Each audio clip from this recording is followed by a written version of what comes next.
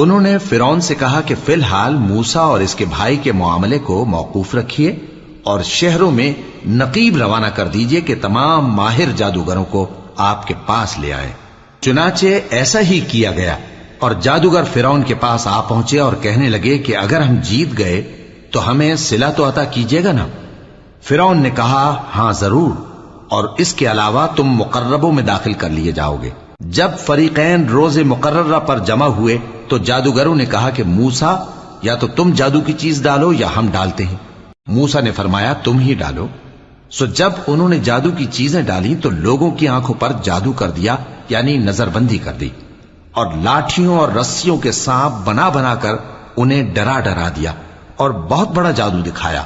اور اس وقت ہم نے موسیٰ کی طرف وحی بھیجی کہ تم بھی اپنی لاٹھی ڈال دو، تب وہ فوراً سانپ بن کر جادوگروں کے بنائے ہوئے سانپوں کو ایک ایک کر کے نگل جائے گی۔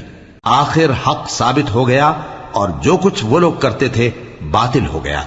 چنانچہ اس موقع پر وہ مغلوب ہو گئے اور ذلیل ہو کر رہ گئے، اور یہ کیفیت دیکھ کر جادوگر سجدے میں گر پڑے